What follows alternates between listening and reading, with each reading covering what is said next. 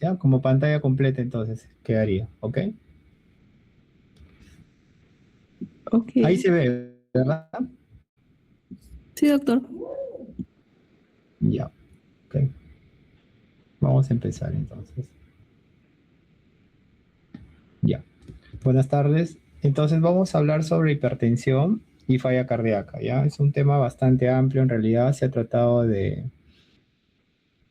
sintetizar algunas cosas. En realidad son cosas nuevas que quizás se ha tratado de colocar también en la de este año algunas especificaciones y de guías anteriores, ¿ok? Muy bien.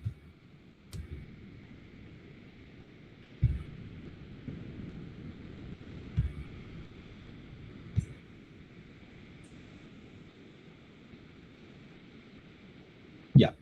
Los términos que vamos a... Sí se ve, ¿verdad? Sí, doctor. Ya, los términos que vamos a referir es hipertensión grave, formas secundarias de hipertensión, sospechar siempre en hiperaldosteronismo primario. Eso es importante, ¿ya? Cuando hay una hipertensión primaria, en jóvenes más que todos, hay que sospechar en hiperaldosteronismo. Estilos de vida y enfoque psicosocial también lo vamos a tener en cuenta. El umbral del tratamiento, tanto en algunas comorbilidades como en diabéticos y enfermedad renal crónica, y en pacientes con diabetes mellitus tipo 2 y el tratamiento con YECA o ARA2, ¿no? Eso lo vamos a mencionar en un momento, ¿ok?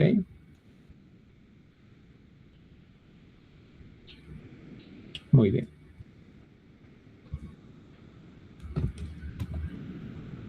En RC, este es como un resumen, ¿ok? El tratamiento de YECA o ARA2 siempre y cuando la tasa de filtración sea menos de 60 con una albuminuria más de 30. En hemorragia cerebral hay que monitorizar siempre la presión arterial. Y en ACV isquémico agudo por reperfusión, no bajar la paz menos de 140 dentro de las primeras 24 horas, ¿no? En deterioro cognitivos, la presión arterial sistólica siempre tiene que ser menos de 130. Y en embarazo, pues obviamente hay que tener cuidado con la presión arterial, menos de 140-90, y aspirina, dosis bajas para la preconcepción, y evitar siempre YECA o ARA2, ¿no? Eso lo vamos a mencionar. También vamos a hablar sobre hipertensión resistente y emergencia hipertensiva, ¿no? Un poco. Se puede observar, ¿verdad? Les pregunto. Sí, doctor. Muy bien. En la definición, antiguamente se llamaba también hipertensión grado 1, grado 2 y grado 3.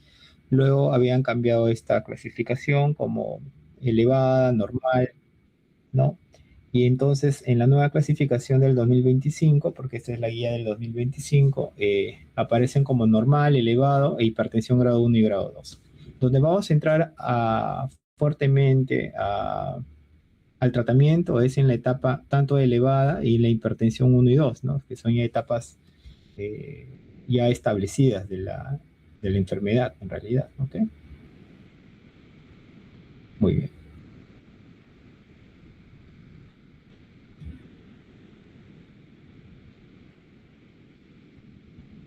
Continuamos. En la etapa uno, generalmente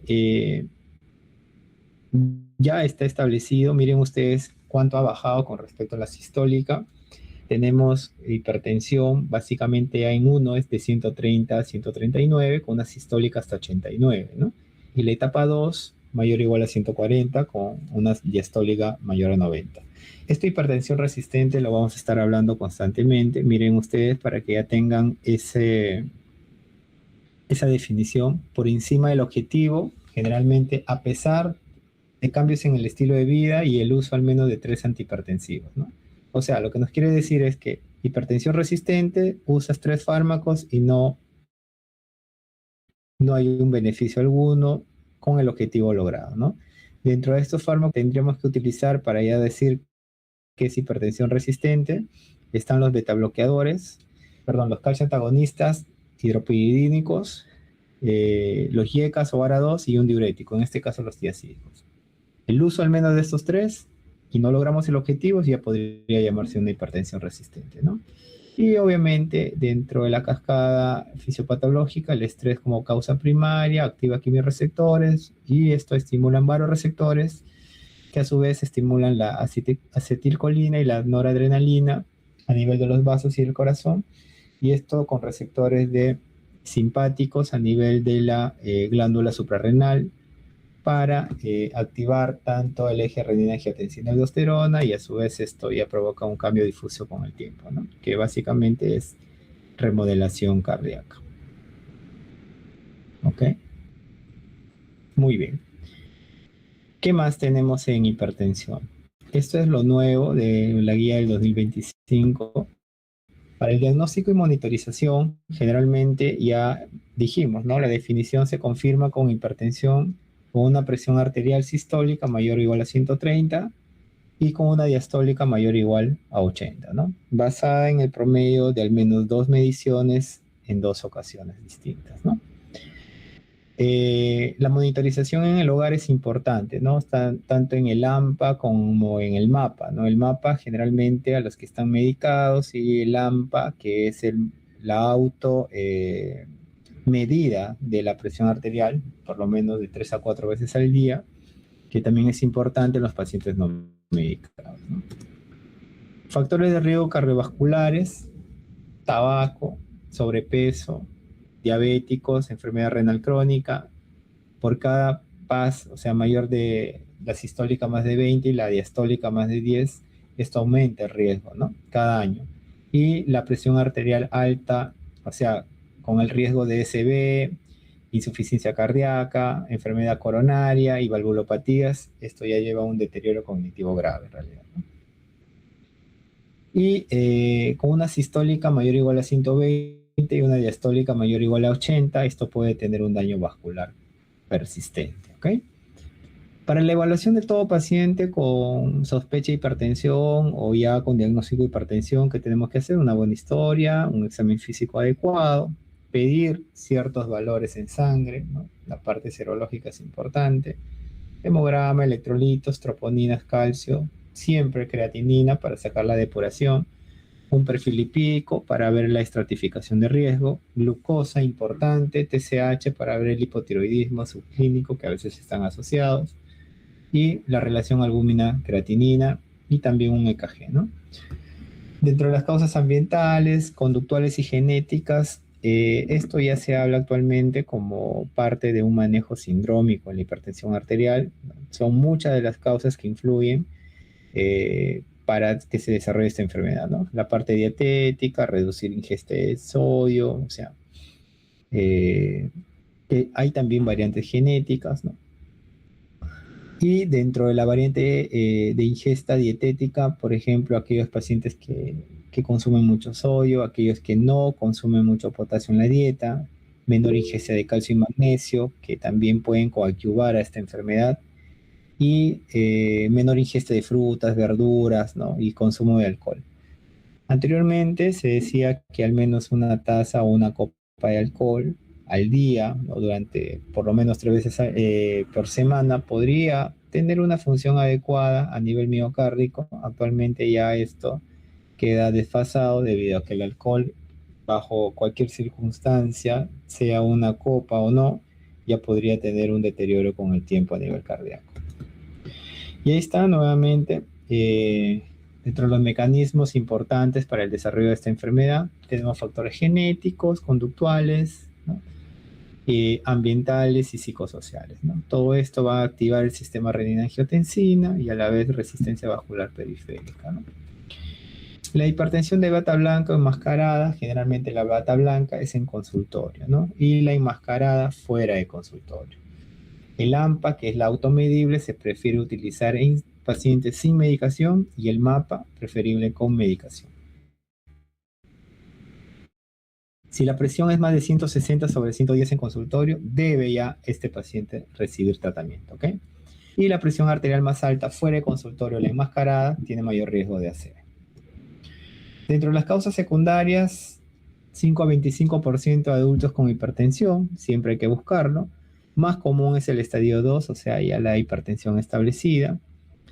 La resistente hay que tener cuidado por el tema del manejo, porque ya, y dijimos que por lo menos 3 fármacos, dentro de ellos un calcio antagonista, YK2 y un tiacico, en este caso un diurético, ya tendría que denominarse resistente, ¿no?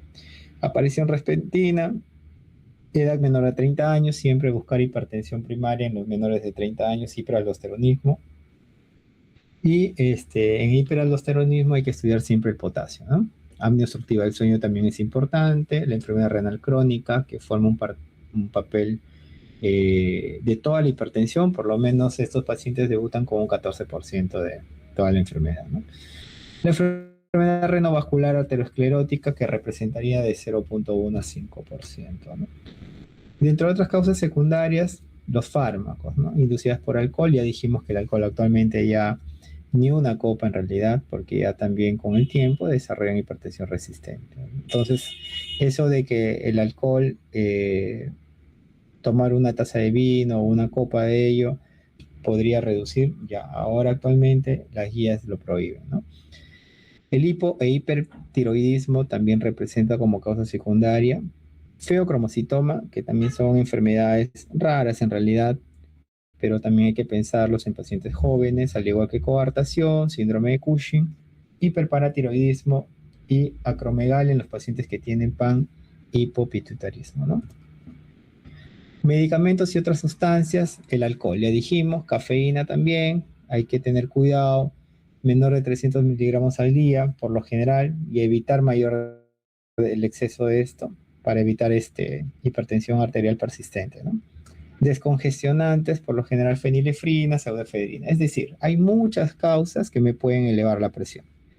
Fármacos, estrés, causas ambientales, genéticas y enfermedades primarias. Entonces, todo eso siempre tiene que tener un bloque importante para yo llegar al diagnóstico de hipertensión. Siempre, ¿no? En el screening.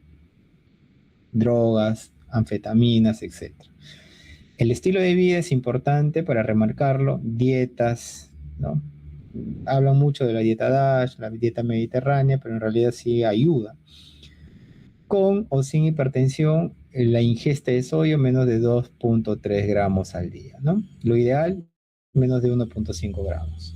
Reducir el consumo de alcohol, es decir, ya actualmente esto ya está desfasado, actualmente ya no se recomienda ni una copa, ¿no? Y el ejercicio físico para vencer la...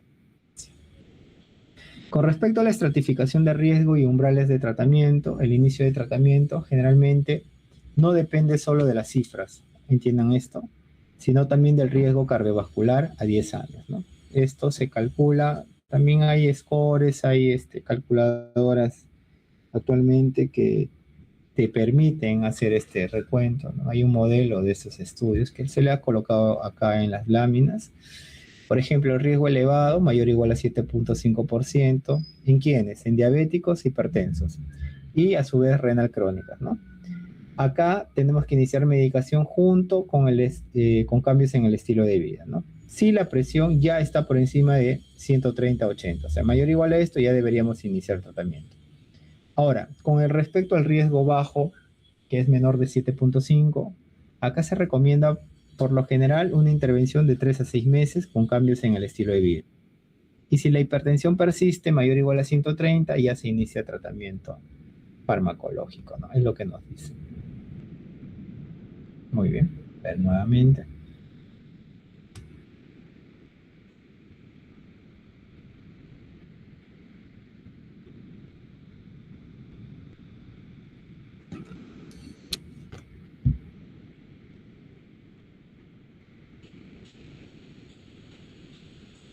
Muy bien.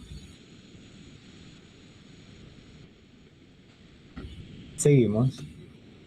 En la estratificación de riesgo y umbrales del tratamiento, la hipertensión de grado 2 es, bueno, eso ya está definido cuando es mayor o igual a 140/90, y acá tenemos que iniciar fármacos y cambios en el estilo de vida inmediatamente, ¿no? Y las intervenciones en los estilos de vida, tenemos que ver quiénes, pérdidas de peso, dieta, suplementación de potasio, que ya lo han remarcado bastante bien ahora en las revisiones del 2025 y actualmente en una revisión del 2026. Actividad física de por medio y el alcohol hay que reducir, ¿no? Estamos incidiendo bastante en eso.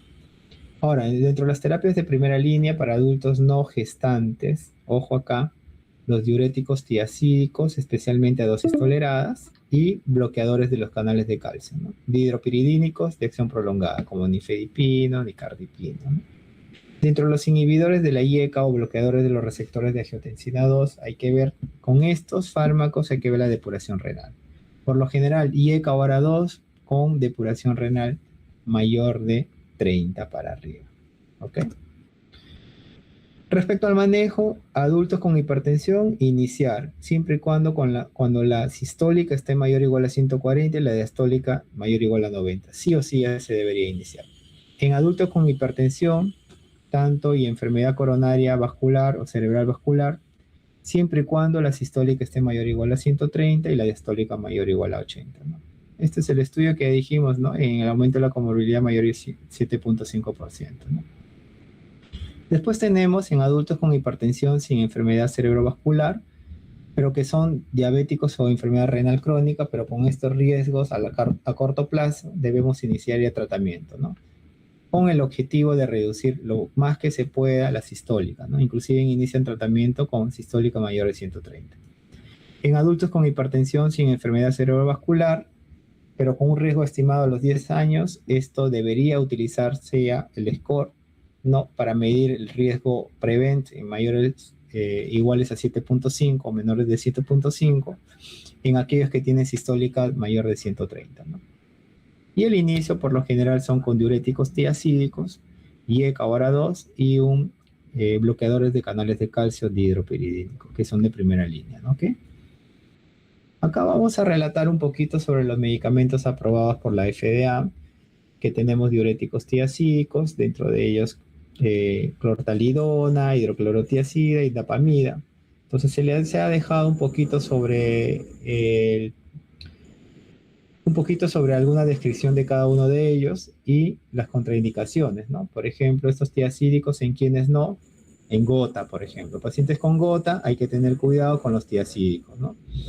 Y los IECA, por ejemplo, no usar junto con un ARA2 por el riesgo de hipercalemia, también puede provocar injuria renal y evitar de todas maneras en el embarazo, ¿no? Dentro de los ARA, ahí están todos los ARAs, no usar con los IECAs, ya dijimos, injuria renal y evitar en el embarazo. Ahora, dentro de los bloqueadores de los canales de calcio dihidropiridínico, el famoso amlodipino y el resto de la familia, ¿no? Que tienen estos, ni cardipina, ni fedipino, pero el riesgo de esto generalmente que puede provocar edema de miembros inferiores, no solamente en mujeres, también podría provocar edema de miembros inferiores en varones, ¿no? Esa es como que su reacción adversa, ¿no? Esto hay que evitar su uso concomitante con betabloqueadores por el riesgo de bradicardia y con los diuréticos de ASA, que tenemos que tener cuidado, ¿no? Generalmente, dentro de los diuréticos de ASA, la furosemida de elección e insuficiencia cardíaca aguda, ¿no? Y los tiacídicos hay que evitar en aquellos pacientes renales con una depuración menos de 30, ¿no? Medicamentos también aprobados, en este caso por la FDA, tenemos los ahorradores de potasio, ¿no? Amiloride. Generalmente como monoterapia mínimamente son eficaces, pero tenemos que evitar su uso con una tasa de filtración glomerular menos de 45, ¿ya? Y los antagonistas de los receptores mineralcorticoides, que también están demostrados en esta guía, tenemos la esplerenona y la espironolactona, ¿ok? Esto vamos a dar de elección en hiperaldosteronismo primario con hipertensión arterial persistente o resistente, que es el cuarto fármaco en general, y la espironolactona es riesgo de ginecomastia, ¿no? Hay que tener cuidado con el uso de los ahorradores de potasio y la tasa de filtración glomerular, porque puede aumentar el potasio, ¿no?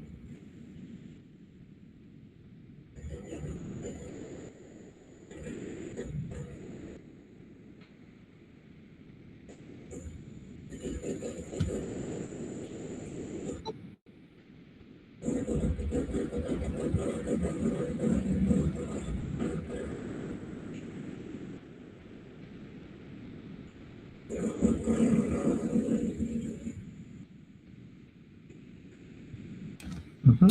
Ya. Muy bien. Seguimos. A ver. Dentro de los medicamentos aprobados por la FDA, igual, ¿no? Estamos hablando de los betabloqueadores cardioselectivos, tenemos atenolol a la cabeza, no son de primera línea, pero se prefieren en enfermedad por broncoespasmo, por ejemplo. No hay que tener cuidado, por ejemplo, con el bisoprolol y el carvedilol en pacientes que tienen asma y EPOC, ¿no? Hay que tener mucho cuidado, ¿no? Después, dentro de los betabloqueantes cardioselectivos, el nebivolol, ¿no? Es importante, y la vasodilatación inducida por óxido nítrico. Hay que tener mucho cuidado cuando se hace una interrupción brusca, ¿no? Porque pueden bajar rápidamente la presión. Ahora, dentro de los no cardioselectivos, el nadolol y el propranolol, ¿no? Hay que evitar su supresión brusca igual. Y dentro de los simpático-miméticos hay que tener cuidado de evitar en enfermedad coronaria crónica, ¿no? Y también los bloqueadores alfa y beta combinados, como el carvedilol, la betalol. Hay que tener cuidado el carvedilol en insuficiencia cardíaca con FEBI reducida, ¿no? Para evitar la suspensión brusca, básicamente. Ahora, dentro de los inhibidores directos de la renina, es como una clasificación que se les está dando bastante clara. En realidad, esto menciona bastante la lisquiren, que no debemos utilizar en combinación con un YK-ORA2, ¿ok? De acción prolongada, pero también tiene el riesgo de hipercalemia en los pacientes renales. ¿Por qué? Por el tema de los ahorradores de potasio, ¿no? Y evitar su uso en embarazo, ¿no? Y dentro de los bloqueadores alfa, esto sí hay que tener cuidado por la hipotensión ortostática que pueden hacer, y son de segunda línea, pues, ¿no? En los pacientes con hiperplasia benigna prostática, ¿no? Muy bien. Acá tenemos más medicamentos, dentro de ellos los alfa-2 centrales y otros fármacos de acción central como la clonidina, ¿no? De efecto de rebote por lo general, y dentro de los vasodilatadores directos la hidralazina, ¿no?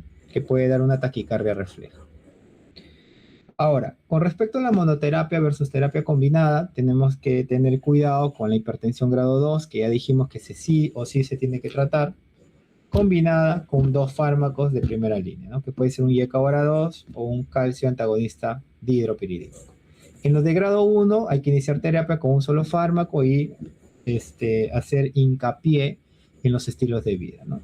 Terapia combinada en grado 1, generalmente cuando son de alto riesgo, raza negra y no hispanos, ¿no? Y adultos no frágiles, por lo general cuando la presión arterial sistólica mayor o igual a 20, con una diastólica mayor de 10 del margen, ¿no? Del objetivo. Ahí tenemos que utilizar terapia combinada. Acá se le está dejando como que una tabla de todos los fármacos para que lo tengan en cuenta con respecto a la combinación de ellos. Su mecanismo, el efecto clínico, no hay que tener cuidado con los tiazídicos, por ejemplo, en gota, con algunos beta-block, por ejemplo, bisoprolol, con el tema de EPOC y asma, ¿no? Metildopa con el tema del hierro, ¿no? Y los objetivos por lo general siempre va a ser menor de 140, es decir, menor o igual a 140, por debajo de 130 y la diastólica menos de 180, ¿no? Y la forma más común de daño de órgano diana, ya sabemos que la hipertensión con el tiempo me puede provocar hipertrofia, aterosclerosis y enfermedad renal crónica, ¿no? Que esto a su vez me llega pues a tener diferentes formas de presentación de la enfermedad cerebrovascular. En diabéticos hay que optimizar el tratamiento. Ya iniciamos tratamiento en aquellos que ya tienen hipertensión por encima de 130-80, diuréticos tiazídicos, YK-ORA2 y un calcio antagonista, siempre. Los YK-ORA2 ya dijimos con tasa menos de 60, pero mayor de 30. Con respecto a la albuminuria, considerar el uso con albuminuria menos de 30, ¿no es cierto? Retrasa la enfermedad. Pero cuando tiene una depuración menos de 30, o sea, tasa de filtración glomerular menos de 30, ya está contraindicado los YK-ORA2. Los ISGLT2, que está en boga de tratamiento, esto ya viene de hace un par de años, aproximadamente entre unos 5 a 8 años, juntos a los GLP-1 retardan el deterioro de la función renal. Pero los inhibidores SGLT2 deberían utilizarse con una tasa de filtración por encima de 25, ¿ok? Y enfermedad renal crónica sin albuminuria, pero tienen hipertensión con o sin diabetes, tenemos que considerar YKs o ARA2, según la tasa de filtración. Ahora, con respecto a la obesidad y síndrome metabólico, generalmente hay mayor riesgo de SB, ¿no? Ahora, síndrome metabólico más hipertensión, eso ya tiene un nombre, se llama síndrome cardiorrenal metabólico, ¿no? Y los factores predisponentes para el sexo tenemos la diabetes gestacional. Es importante medición de la presión en los pacientes jóvenes, más que todos en las gestantes, ¿no? Y en aquellos que tienen hipertensión más sobrepeso u obesidad con un índice de masa corporal mayor o igual a 27, sí o sí GLP-1. Ya dijimos, dentro de ellos la semaglutida y la liraglutida.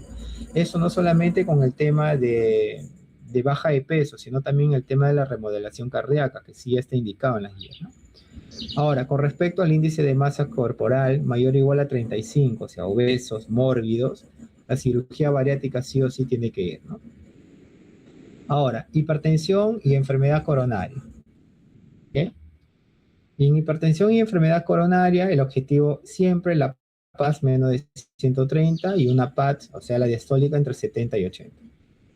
Y el ahora 2, beta block reducen los eventos coronarios y los beta blocks generalmente es controversial a largo plazo, ¿no? ¿Por qué? Porque actualmente ya dijimos que los beta blocks a largo plazo no es que van a mejorar el riesgo o la mortalidad del paciente. Simplemente puede ser solamente un estándar de tratamiento, pero actualmente ya se sabe que el uso prolongado de estos beta block tampoco es que mejoren, simplemente se mantiene al margen o inclusive en algunos pacientes con fiebre reducida pueden causar mayor daño, ¿no? Se puede utilizar adicionalmente un calcio antagonista. Ahora, dentro de la hipertensión e insuficiencia cardíaca, el objetivo, ya dijimos, siempre la presión arterial menos de 130 sobre 80. ¿Ok? Y en aquellos que tienen fiebre reducida, igualito, la fiebre reducida, la presión arterial sistólica tiene que ser menos de 130. ¿Ok?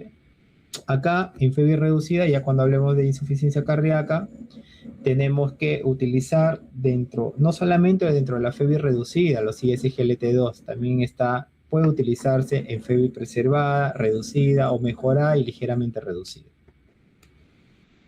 Ahora, para hipertensión y prevención de insuficiencia cardíaca, en los pacientes de raza negra con fiebre reducida hay que tener mucho cuidado, ¿ya? Porque estos pacientes son bastante resistentes.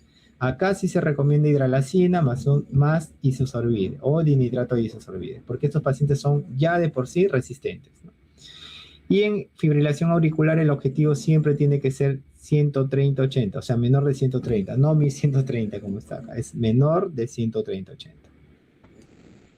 Ahora, en RC hay que tener cuidado con la tasa de filtración menos de 60 y una albuminuria mayor a 30 con una relación albúmina-creatinina. Acá, en estos pacientes que no requieren diálisis en estadio 1 y 2, por ejemplo, hay que tratar con YK-2 siempre y cuando la tasa de filtración glomerular sea mayor de 30.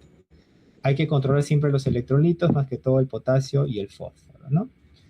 Y enfermedades cerebrovasculares, las sistólicas siempre hay que monitorizar cuando haya un evento vascular agudo entre 150 y 220. Hay que reducir esta sistólica menor de 180, es decir, entre 140 a 180. Suspender el antihipertensivo si es que la presión es menos de 130. ¿Por qué? Porque esto puede causar mayor daño o lesión cerebral. Muy bien. Igual, ¿no? En la enfermedad cerebrovascular es que hemos tratado de agrupar por categorías o comorbilidades más frecuentes, ¿no? Hipertensos con enfermedad cerebrovascular, hipertensos con insuficiencia cardíaca, con síndrome coronario. Es importante en cada aspecto, en cada comorbilidad, hacer un tratamiento específico de la presión arterial. En los candidatos, eso es para quienes se van a trombolizar, por ejemplo. Los que son candidatos de trombolisis, la sistólica tiene que ser menos de 185 y la diastólica menos de 110. ¿Ok? Y en prevención, acá tenemos, ¿no? YK ahora 2 siempre en la cabeza, ¿no? En hipertensión con secuela de isquemia o hemorragia, el objetivo siempre menos de 130. Eso tienen que tener en cuenta, ¿ok? Ahora, con respecto a hipertensión en embarazo, bueno, es algo allá adicional que se les está dando. Ahí están los valores, ¿no? Hipertensión en el embarazo con una sistólica mayor de 140-90 e hipertensión en rango severo mayor o igual a 160 sobre 110, ¿no? Ahora, lo ideal para el manejo de hipertensión en embarazo, siempre la betalol, al igual que en las crisis hipertensivas, en emergencias hipertensivas, siempre se tiene que utilizar la betalol como primera opción, ¿no? O nifedipina. El ácido acetil salicílico de 81 miligramos reduce el riesgo de preeclampsia, ¿ok? Y atenolol puede causar riesgo de RCIU y los YKR2 son perjudiciales tanto en el segundo como en el tercer trimestre. Hay que tener cuidado, ¿ya? Muy bien. Hipertensión grave no tratada puede provocar ACV, insuficiencia. Ya, estamos en consideraciones especiales, esa parte, ¿ya? Sí se ve, ¿no? Sí, doctor, sí se ve. Ya, ahí el objetivo de la consideración especial en el embarazo tiene que ser una presión menos de 140/90, ¿ok? Y los fármacos de elección, ya dijimos, son la betalol y el nifedipino. Igual les voy a pasar la clase y también les voy a pasar algunos artículos de revisión, ¿ya? Ahora, con respecto a falla cardíaca, acá básicamente es el tema del remodelado. Con el tiempo hay una remodelación concéntrica, también del ventrículo, y eso termina dañando todo el sistema neurohumoral porque es un síndrome y ya da las manifestaciones clínicas con el tiempo, ¿no? Ya ustedes ya conocen, por definición, tenemos disnea, edema, fatiga, presión yugular elevada, crepitantes pulmonares y edema periférico. ¿Se me escucha, verdad? Sí, doctor. Ya. Acá igual del consenso, bueno, en falla cardíaca no ha variado mucho en realidad, solo algunas especificaciones, tenemos ya la guía del 2021, he actualizado algunas cosas también con algunas especificaciones de una revisión de marzo del 2026, que ahora lo vamos a mencionar. Ya dijimos, tienen etapas, ¿no? La etapa A, B, C y D, donde la D es la más avanzada, donde los síntomas van progresando. Antes se llamaba medianos, pequeños y grandes esfuerzos, es lo mismo, ¿no? Donde D es generalmente ya a pequeños esfuerzos, es decir, el paciente no tolera ni el decúbito, y el paciente prácticamente está postrado en cama, ¿no? Entonces son los síntomas avanzados de la enfermedad. La clasificación, ya dijimos, ¿no? Es una clasificación que generalmente se usa bastante, la NAIJA, y que va del 1 al 4, según la clasificación anterior también, que coincide, ¿no? Desde la etapa A hasta la D, igual, del 1 al 4, ¿ok? Donde la clase 4 es la actividad física ya bastante limitada.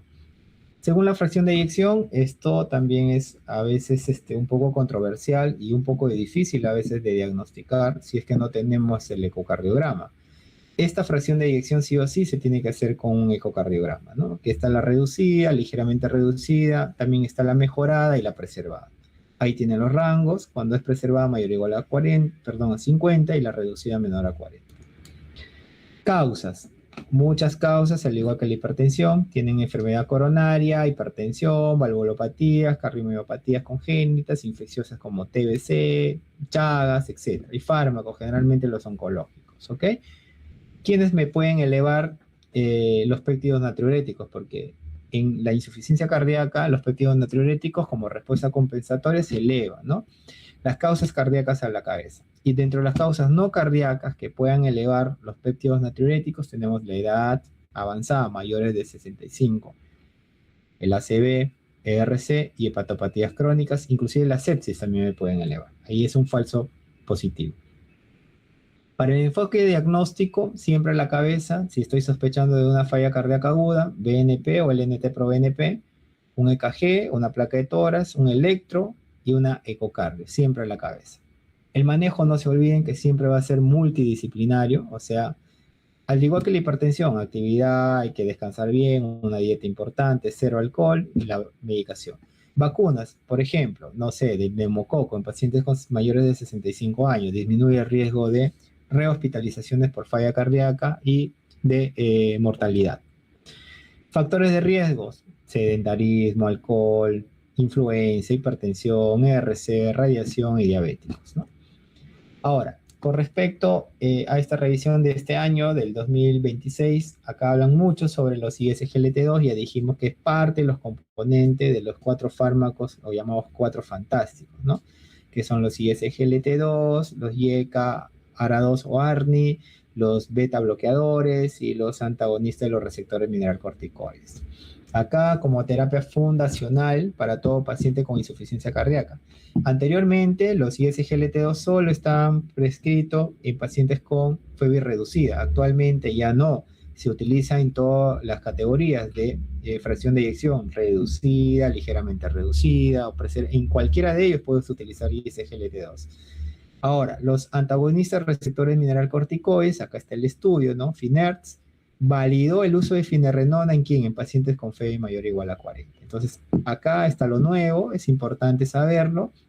¿Por qué? Porque reduce la muerte cardiovascular y eventos de agravamiento de insuficiencia cardíaca. Ahora, terapias basadas en incretinas. Dentro de las terapias basadas en incretinas tenemos el fenotipo de obesidad. Eso también es lo nuevo porque eso también se está actualmente promocionando mucho, que también ya lo está mencionando la guía. En aquellos que tienen FeNV preservada con obesidad con un índice mayor o igual a 30, sí o sí GLP-1, ¿no? A la cabeza, que puede ser semaglutide. ¿Por qué? Porque el semaglutide mejoró la puntuación Kansas, ¿no? El KCSQ es una puntuación de estilos de vida, que se llama Kansas Cardiomiopatía, cuestionario de cardiomiopatía de Kansas. El peso corporal y la distancia de una caminata de 6 minutos en los ensayos STEP. ¿Qué quiere decir? Que si tú das semaglutide en un paciente obeso y que tiene falla cardíaca, mejora esta puntuación, tanto en su función cardiomiopática y en los estilos de vida. Ahora, tirzepatida en este estudio, SUNMIT, que ha demostrado una reducción del 38% en riesgo de muerte cardiovascular respecto a los demás eventos de insuficiencia cardíaca. Entonces, estas terapias ya basadas en incretinas, que también se dan en los pacientes diabéticos, ya es, por no decirlo, es un tratamiento ya bastante englobado en el paciente con insuficiencia cardíaca y diabetes. Diabético con insuficiencia cardíaca más obesidad, sí o sí, tiene que tener un GLP-1. Ahora, con respecto al cambio de paradigma, ¿no? En insuficiencia cardíaca aguda, actualmente se tiene que monitorizar con la guía del sodio urinario. Hay valores del sodio, pero no es sodio sérico, sino en sodio urinario. ¿Cuánto queremos que el paciente orine en los primeros 30 minutos, en 1 hora, en 2 horas? Entonces, este estudio, que es un ensayo del push-off, apoya estos niveles de sodio en orina para ajustar, ¿qué cosa? La dosis de diuréticos. Cuando ya vimos en la clase de diuréticos, los diuréticos pueden ser muy buenos, pero también pueden ser letales. El sodio urinario nos va a ayudar a monitorizar. ¿En qué casos puedo hacer un bloqueo secuencial de nefrona? En aquellos que tienen resistencia ¿a quién? A los diuréticos. ¿Qué usamos acá? Tiazidas, ¿no? Que es el estudio clorótico. Y la optimización prealta también hablan en este caso. Cuando ya el paciente sale de la falla cardíaca aguda, ¿qué tenemos que hacer? Iniciar los 4 fantásticos, como estar acá, las 4 columnas. Beta blocks, ISGLT2, antagonista de los receptores mineralocorticoides, IECA o ARNI. Es uno o los otros. ¿Qué es un ARNI? Es el sacubitrilo valsartán, ¿no? Que también está demostrado para estos pacientes que ya durante la hospitalización ya se pueden iniciar y al alta tiene un mayor beneficio. Otros agentes digitálicos, ¿en qué casos? Por ejemplo, este estudio del Digit Heart Failure o de falla cardíaca evalúa la digitoxina en falla cardíaca con fracción de eyección reducida avanzada. ¿Pero en quiénes? En aquellos que no han mejorado o no tienen un tratamiento adecuado, por ejemplo, con beta block, o en aquellos que durante la hospitalización han completado todas las dosis de los 4 fármacos importantes y no han tenido una mejoría adecuada. En ellos sí, los digitálicos podrían tener una buena acción, ¿no? Porque reduce, ¿no? Reduce la mortalidad más adelante. Pero se indica en reducida avanzada, ¿ok? El vericiguat también podría utilizarse en hospitalizaciones, generalmente en pacientes ambulatorios. Y esto, ¿no? El hierro intravenoso. Está demostrado totalmente que la anemia asociada a insuficiencia cardíaca puede provocar mayor deterioro de la función como sí cardíaca y también aumenta el riesgo de la mortalidad. Por eso, los estudios que se han hecho, en todos estos que se está mencionando acá, el uso de hierro intravenoso puede ayudar con el tiempo a mejorar la función y la viabilidad cardíaca. Este cuadro es importante porque esto es un cuadro actualizado donde ustedes ven, miren ustedes, no sé si lo pueden ver, chicos, ¿sí? Sí, doctor. Ya. Acá, la clase terapéutica, miren acá los ISGLT2, ¿en quiénes? En todas las clases funcionales, preservada, ligeramente reducida o mejorada y reducida. Miren, en todos se tendría que utilizar los ISGLT2. Ahora, los antagonistas de los receptores mineralocorticoides, acá. Tanto espironolactona como esplerenona en FEBI reducidas, pero en preservado mejorada y la preservada, los no esteroideos, mineralocorticoides. ¿Quién está acá? La finerenona. Y las incretinas en aquellos con obesidad y fenotipo de obesidad. Ahí sí o sí, las incretinas, ¿para qué? Para el manejo óptimo y dual, ¿no?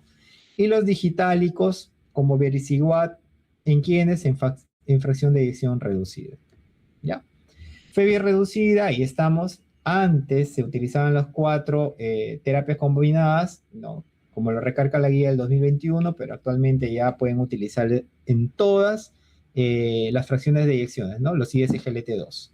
Preservada, reducida y ligeramente reducida. Ahí está. Esto es lo anterior y esto es lo nuevo, ¿no? Esta es la guía del 2023, o sea, como corrigiendo la del 2021 para decirnos que podríamos utilizar tanto diuréticos como ISGLT2 y también antagonista receptor mineral corticoides en todas las etapas de las fracciones de eyección, ¿no? La falla cardíaca avanzada, generalmente como su mismo nombre lo dice, es avanzada porque tiene una hija de 3 o 4 con una FEBI menos de 30 y hay siempre congestión pulmonar sistémica. Esto es una presentación clínica: descompensación aguda, edema pulmonar, shock cardiogénico e insuficiencia ventricular aislada. Ahora, ¿cómo manejamos una falla cardíaca aguda? Obviamente, el paciente tiene congestión, preguntamos, ¿tiene hipoperfusión o no? O sea, si está con hipovolemia. Si no tiene hipoperfusión o hipovolemia, damos sí o sí diuréticos de ASA, furosemida. El tratamiento o el eslabón del tratamiento de una falla cardíaca aguda congestiva son los diuréticos. Pero si el paciente está hipoperfundido, es decir, con una presión baja, tenemos que utilizar diuréticos más inotrópicos o vasopresores. Ahí está, y los dejo un poquito del cuadro para el manejo de shock cardiogénico, que sí o sí, si hay un síndrome coronario agudo, tiene que ir a terapia de reperfusión coronaria o cateterismo cardíaco, ¿no? Ahí les dejo un poco de las dosis, tanto la dobutamina, dopamina y epinefrina con norepinefrina para la dosis de falla cardíaca aguda. En falla cardíaca y fibrilación, la anticoagulación es importante. Lo que ha cambiado dentro de las guías actualmente es la anticoagulación con este score, ¿no? El CHAD-VASc se llamaba antes, ahora se llama CHAD-VA, porque el sexo ya lo han quitado, porque puede ser tanto en varones y mujeres la misma cosa, independientemente del sexo ya se tendría que anticoagular, ¿no? Los antagonistas de la vitamina K, tanto en estenosis mitral grave, sí o sí se tiene que dejar warfarina, ¿ok? Beta blocks a corto plazo para controlar la frecuencia y digoxinas y la frecuencia ventricular alta a pesar del uso de beta blocks. Acá está en síndrome coronario crónico, los beta blocks a la cabeza y el manejo de comorbilidades no cardiovasculares en falla. Por ejemplo, diabéticos y SGLT2 que hemos dicho, inclusive hasta GLP-1 como semaglutide, tirzepatide, ¿no? Que están en boga en realidad, pero según el riesgo metabólico. Obesidad, ya dijimos, oncológicos, hay que tener cuidado con los fármacos cardiotóxicos. En anemia, sí o sí, hierro endovenoso, y los trastornos tiroideos, de todas maneras tenemos que corregirlos porque esto aumentaría el riesgo de mortalidad y rehospitalización. Cuando hay gota o AR, hay que tener cuidado con el uso de tiacidas. No tiacidas en pacientes con gota. Entonces, diabético con enfermedad renal, ISGLT2 y finerenona. Hierro endovenoso sí o sí en FEBI reducida y ligeramente reducida. Alivia los síntomas y mejora la calidad de vida. Ahora, trastornos hidroelectrolíticos agravan la situación en los pacientes con falla cardíaca, aumenta la mortalidad, por eso tenemos que corregir sí o sí la hipo o la hipercalemia. El EPOC hay que tener cuidado con los beta blocks. Dislipidemia sí o sí, las estatinas, ahora también ha salido bastante amplio sobre el uso de las estatinas en esta enfermedad, que tenemos que iniciar tempranamente, pero siempre y cuando la función renal esté conservada, ¿no? En gestación ya dijimos, hay que evitar por lo menos todos los IECAS o ARA2 y usar por lo general la betalol, ¿no? Nifedipino, que son de elección. Ahora, dentro de los avances e intervenciones, bueno, eso es algo nuevo en realidad, la terapia valvular, eso es un poco más para subespecialidad, ¿no? Mitral y tricúspide, hay que hacer recambio de estos, ¿no? Y con respecto al monitoreo hemodinámico, esto se ha demostrado que tanto el monitoreo de la presión más que todo de las arterias pulmonares. Esto ayuda a mejorar el estado funcional, ¿no?, del paciente. Paradigma antiguo y nuevo paradigma. Y acá tenemos que en el manejo de falla cardíaca aguda, antes, al admitir al paciente, manejábamos solamente la congestión. Ahora, identificamos la congestión, manejamos según las guías, damos el tratamiento intrahospitalario y prehospitalario, y a su vez al prealta, ¿no?, para iniciar los 4 fantásticos, como dijimos, antes del alta, ¿no? Y acá obviamente pues hay que tratar de llegar a la dosis objetivo, porque la mayoría de las descompensaciones en falla cardíaca es porque el paciente no toma su medicamento. Si no toma su medicamento, el paciente en 2 semanas nuevamente va por emergencia. Y básicamente es eso, chicos. El tema de hoy un poco denso, igual se le puede comentar ya en la práctica a más profundidad. Vamos a resolver los casos clínicos y vamos a comentar de todo el material que se les ha dado. En realidad es un material un poco extenso, pero lo he dejado ahí algunas cosas debido a que me parecía conveniente que tengan también la parte de evidencia científica. También quería dejarle las dosis, también quería dejarles también las contraindicaciones de cada fármaco. Es un poco de farmacología esa parte, sí, pero me gustaría que lo tengan para que lo puedan repasar, lo pueden llevar a donde ustedes vayan. Por ejemplo, les puede servir cuando ya vayan al serums, revisar la dosis del fármaco o ver en qué pacientes, por ejemplo, no se puede dar tal fármaco, por paciente con gota y está usando tiacida, entonces ustedes lo pueden suspender.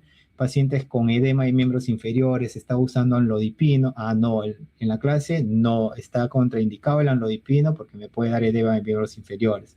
Paciente que viene con gestación en el serum, por ejemplo, saben que no pueden utilizar IECA o ARA2, ninguno de esos, solamente están indicados el abetalol, el nifedipino, el mitildopa. Entonces, esas cositas y esos cuadros está, yo creo que bastante adecuado para que lo puedan revisar. Obviamente no es una clase de fármaco, pero se trata de juntar la parte farmacológica, es importante, la parte de reacciones adversas es muy importante, y también el uso en cada situación. Hemos tratado de poner en cada evento, por ejemplo, evento coronario, fibrilación, renal. Eso con la práctica lo van a ir eh, tomando un poco más de noción, podría decirlo, porque como es bastante información, cada espectro, cada comorbilidad tiene su enfoque importante. Ya dijimos que los GLP-1, los ISGLT2 actualmente están como parte del tratamiento de primera línea. ¿Ok? Ya no les quito más tiempo. Me parece que también tienen clase de tesis. Igual voy a compartir ahora la clase con la delegada. Voy a mandar también los artículos de dónde se ha sacado. Hay artículos nuevos de este año, del año pasado. Y bueno, si tienen alguna duda, lo pueden hacer también en la práctica. E inclusive también me pueden preguntar por interno cuando quieran. Igual podemos aclarar sus dudas. ¿Ok? Muchas gracias. Gracias, doctor. Ahí le paso la clase a la delegada, ¿ok? Doctor, gracias. Gracias, doctor. Ok.